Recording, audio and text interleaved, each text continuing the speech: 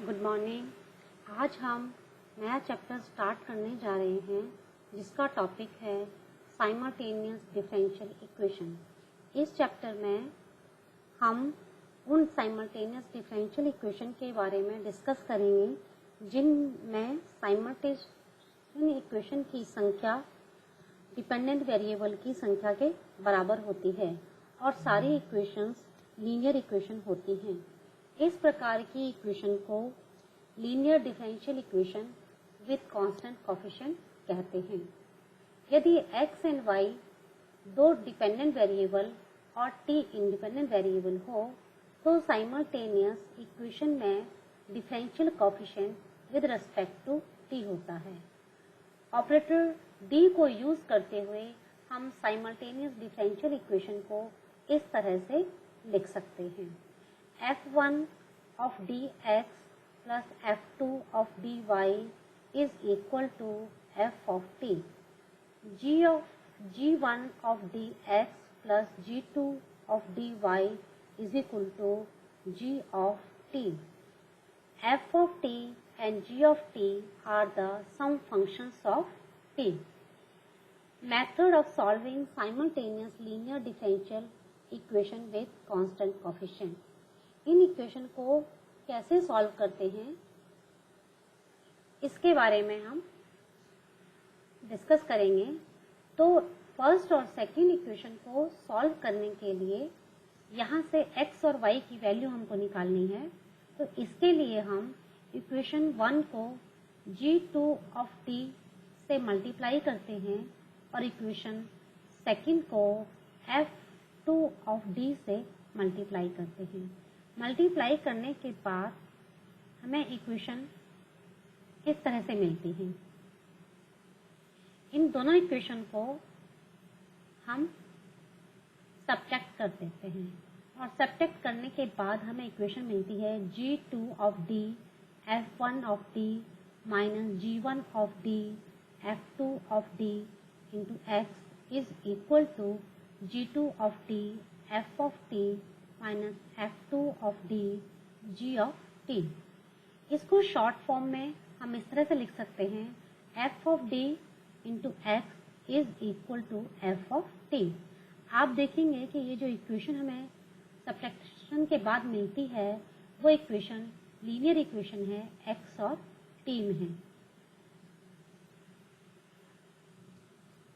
यहाँ से हम x की वैल्यू निकालते हैं। इस इक्वेशन को सॉल्व करके हम x की वैल्यू निकालेंगे और उसको इक्वेशन 1 और 2 में पुट करके हम y की वैल्यू निकाल सकते हैं।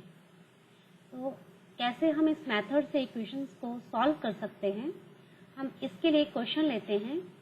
क्वेश्चन है dx upon dt minus 7x plus Y equal to 0। दूसरी इक्वेशन है dy upon dt minus 2x minus 5y equal to 0। Operator d को यूज करते हुए हम इक्वेशन को इस तरह से लिख सकते हैं d minus 7 into x plus Y equal to 0 minus 2x plus d minus 5y equal to 0। अगर x की वैल्यू निकालनी है तो हम y को एलिमिनेट करते हैं और y को एलिमिनेट करने के लिए हम इक्वेशन 1 को d माइनस 5 से मल्टीप्लाई करते हैं और इक्वेशन 1 में से इक्वेशन सेकंड को सब्ट्रैक्ट कर देते हैं।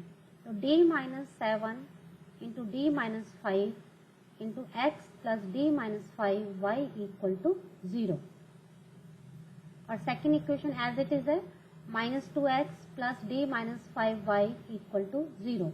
अब हम इसको सब्ट्रैक्ट करते हैं तो आप देखिए ये तो पूरा कैंसिल हो जाएगा और ये आएगा d minus 7 into D minus 5 plus 2 into X is equal to 0 और d square minus 12d plus 37 into X is equal to 0 which is linear differential equation with constant coefficient. यहाँ पर हम देखते हैं कि q जो है वो 0 है तो इसका जो सोल्यूशन होगा वो कॉम्प्लीमेंट्री फंक्शन ही इसका जनरल सोल्यूशन होगा।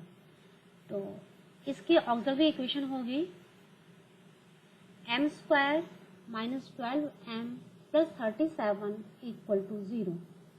इससे हम m की वैल्यू निकालते हैं और m के हमें कॉम्प्लेक्स रूट मिलते हैं 6 प्लस माइनस i तक।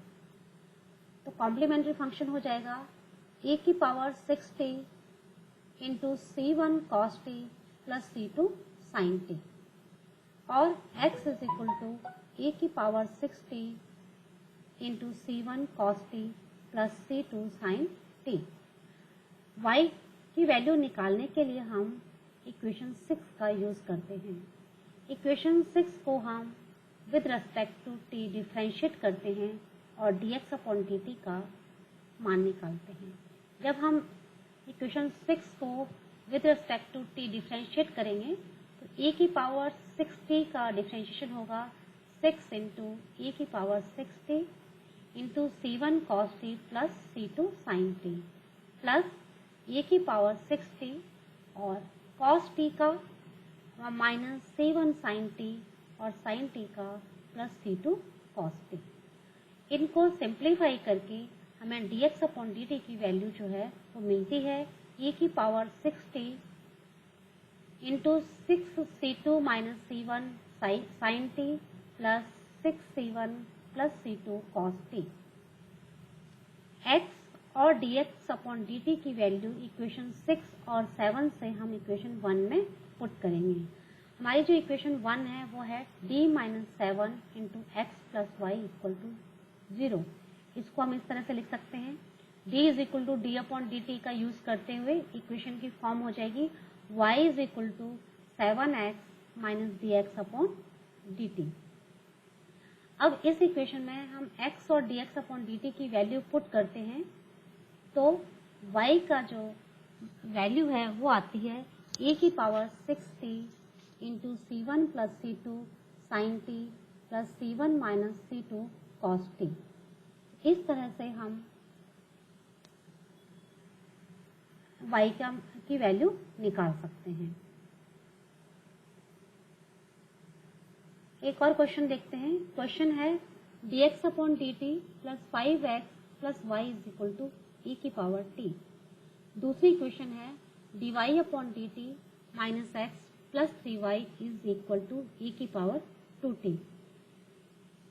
ऑपरेटर d का यूज करते हुए हम इक्वेशंस को दोबारा लिखते हैं तो d plus 5 into x plus y is equal to e की power t minus x plus d plus 3y is equal to e की पावर 2t।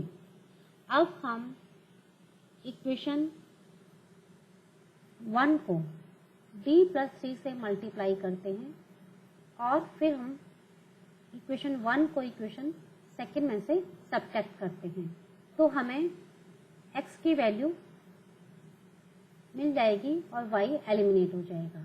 तो d plus 5 into D plus 3 X plus X is equal to D plus 3 E की power t minus ई की power 2t।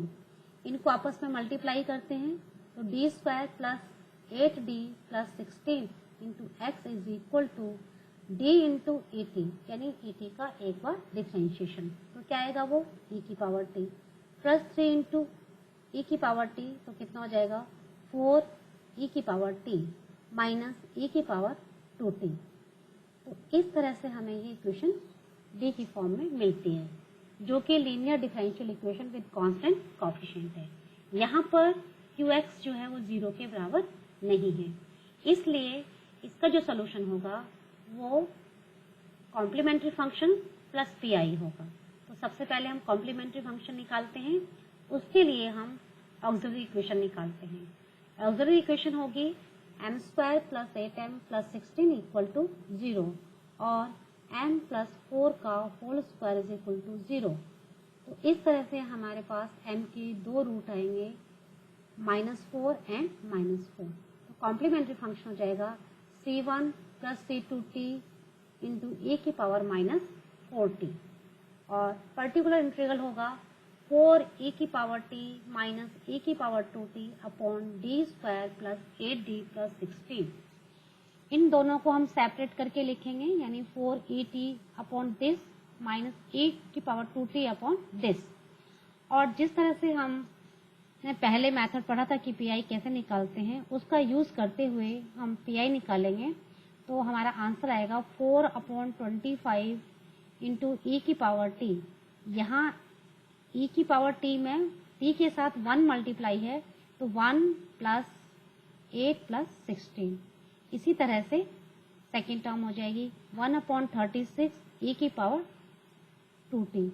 तो x की value हो जाएगी C1 plus C2t into ई की power -4t plus 1/6 ई की पावर t माइनस 1/35 ई की power 2t। इस तरह से हमें x की वैल्यू मिलती है। इस x की वैल्यू का यूज करते हुए हम y का मान निकालेंगे। हम क्या करेंगे कि x का with respect to t differentiate करेंगे और dx अपॉन dt की वैल्यू निकालेंगे। x और dx अपॉन dt की वैल्यू को हम इक्वेशन 1 में यानी y is equal to e की power t minus d plus 5 into X में पुट कर देते हैं, तो हमें y की वैल्यू मिल जाएगी। तो इस तरह से हम साइमल्टेनियस डिफरेंशियल इक्वेशन को सॉल्व कर सकते हैं। इसका एक और मेथड है जिसको कि हम अगले लेक्चर में डिस्कस करेंगे। आप इससे रिलेटेड जो क्वेश्चंस हैं वो करके देखिए, आपकी टेक्स्ट बुक में बहुत सारे क्वेश्चंस हैं, आप उनको ट्राई कीजिएगा।